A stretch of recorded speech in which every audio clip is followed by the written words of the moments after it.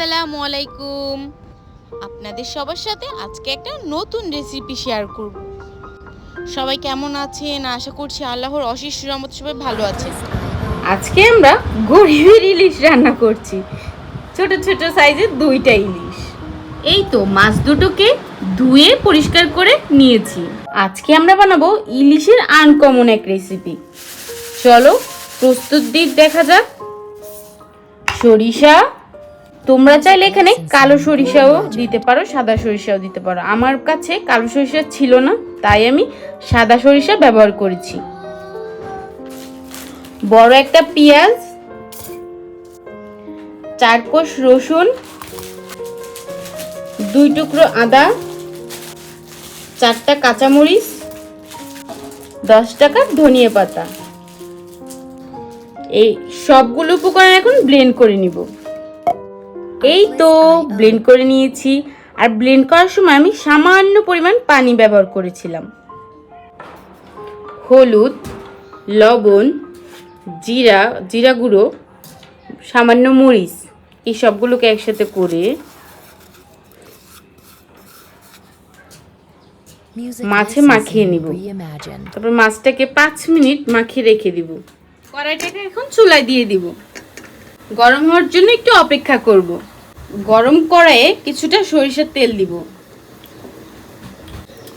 2টা শুকনো মরিচ ভেঙে দিয়ে দিব ঘ্রাণের জন্য।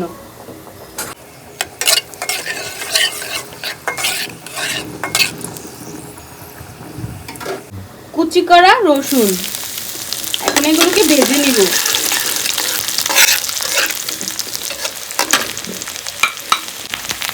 সামান্য পরিমাণ জিরা। তেলের মধ্যে এখন মাছগুলো দিয়ে দিব।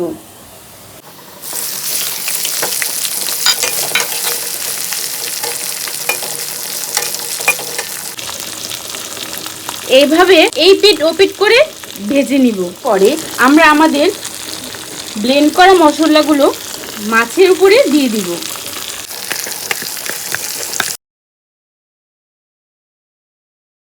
কিছুটা দুধ দিয়ে দিব।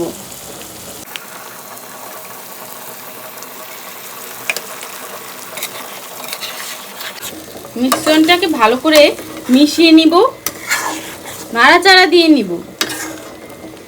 আলতো আলতো হাতে দিতে হবে যেন মাছগুলো ভেঙে না যায়। এটাকে কিছুক্ষণ বলক দেওয়ার জন্য রাখবো। যখন বলক চলে আসবে তখন আমরা একটা ঢাকনা দিয়ে এটাকে ঢেকে দিব। তারপর আবার কিছুক্ষণ পর পর এটাকে হালকা হালকা আলতো হাতে নেড়ে নিব। লবণ যে যার পরিমাণ মতো দিবেন। এই তো দেখতেই পাচ্ছেন কত সুন্দর কালার চলে এসেছে। দেখেছেন সরিষার তেলটা ভাসছে উপরে। এখন আমরা এটাকে একটা বাটিতে পরিবেশন করে নিব।